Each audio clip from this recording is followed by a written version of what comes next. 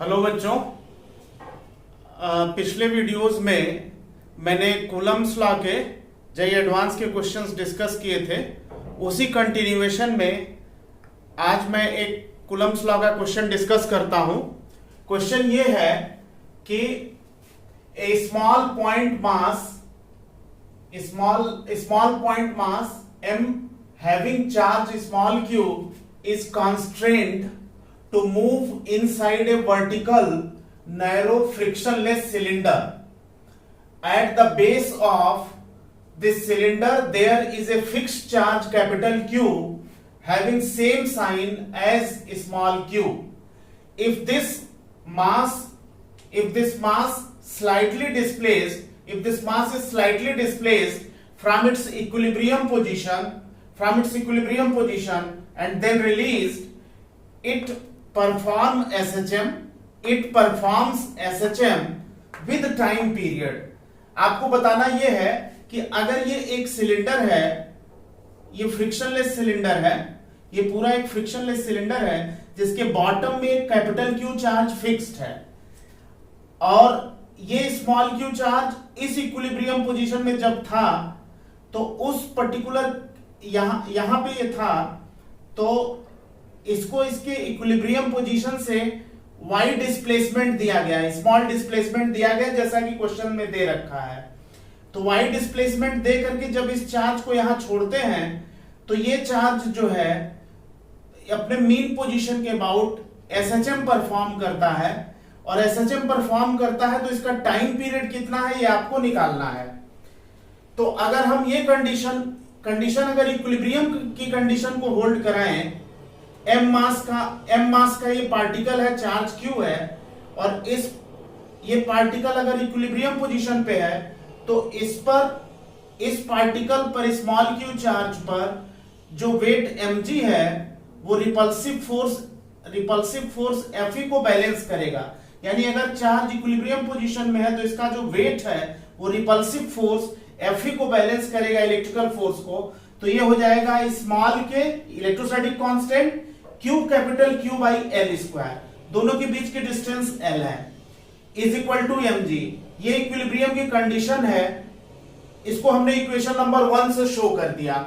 अब अगर इस चार्ज को मैं डिस्प्लेस करके यहां लाया और यहां पे मैंने इसको छोड़ा तो ऊपर की तरफ इस पर जो फोर्स इलेक्ट्रिकल फोर्स लग रहा है वो Fe है और नीचे की तरफ mg है। जब इसको रिलीज करेंगे तो जैसे जैसे डिस्टेंस बढ़ेगी वैसे वैसे इलेक्ट्रिकल फोर्स की वैल्यू कम होगी।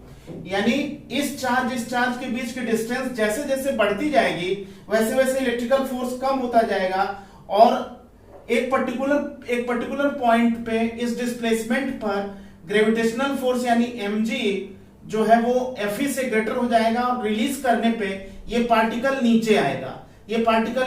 इस तरह से ये ऑसिलेट करेगा। ये ऑसिलेशन अगर SHM है तो कंडीशन होल्ड करानी होगी acceleration proportional to negative of displacement, A proportional to minus of y।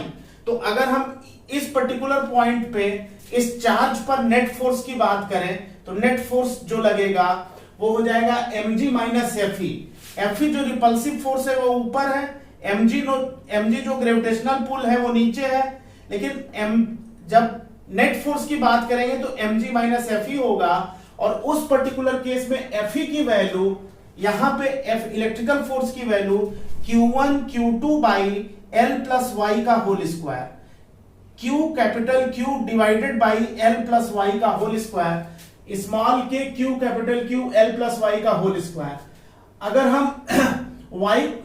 अगर यहां से L को बाहर ले लें, डिनोमिनेटर में L को बाहर ले लें तो L स्क्वायर बाहर आ गया, 1 प्लस y बाई L का होल स्क्वायर। अब इस यहां से small k Q capital Q by L square equation number 1 से small k Q capital Q by L square equation number 1 से mg के बराबर है। तो यहां पे हम small k Q capital Q by L square की वैल्यू mg के बराबर रख देंगे और इसको जब ऊपर ले जाएंगे तो पावर -2 हो जाएगा। बाइनोमियल एक्सपेंशन यूज करेंगे 1 प्लस एक्स पावर n, तो 1 प्लस nx हो जाएगा। तो यहां पे 1 प्लस एक्स पावर -n है तो 1 माइनस nx हो जाएगा, यानी 1 माइनस 2y बाई एल हो जाएगा। 1 minus 2y by L, higher power term को छोड़ देंगे, नेग्लेक्ट कर देंगे। अगर हम स्मॉल के Q capital Q by L square को इक्वेशन नंबर 1 से mg के बराबर रखें तो यहां पे इसको हमने रिप्लेस कर दिया mg, और mg यहां से कॉमन ले लेंगे, mg कॉमन ले लेंगे तो 1 minus 1 plus 2y by L हो जाएगा। 1 और 1 कैंसिल हो जाएगा। इस तरह से ये आ जाएगा 2mg upon L into Y. लेकिन ये जो फोर्स है वो इस पार्टिकल को रीस्टोर कर रहा है इसके मीन पोजीशन की तरफ, तो ये जो फोर्स होगा वो रिस्टोरिंग नेचर का फोर्स होगा, इसलिए इसको माइनस ले लेंगे। और अगर इसको माइनस ले लेंगे तो यहां से एफनेट की जो वैल्यू है, एफनेट की वैल्यू वो minus 2mg by L into Y हो गया। और इसको अगर माइनस के डैश वाई से कंपेयर कर ले तो के डैश की वैल्यू ये ब्रैकेट टर्म हो जाएगा। और फिर हमारे पास जो टाइम पीरियड है स्प्रिंग का फार्मूला है ये माइनस के वाई, तो इसका टाइम पीरियड स्प्रिंग का 2 pi under root M by K dash होता है। के को हम फोर्स कांस्टेंट कहते हैं। फोर्स कांस्टेंट की वैल्यू 2mg बाई एल है, ये वैल्यू हम यहां पे सब्स्टिट्यूट कर देंगे के डैश की जगह।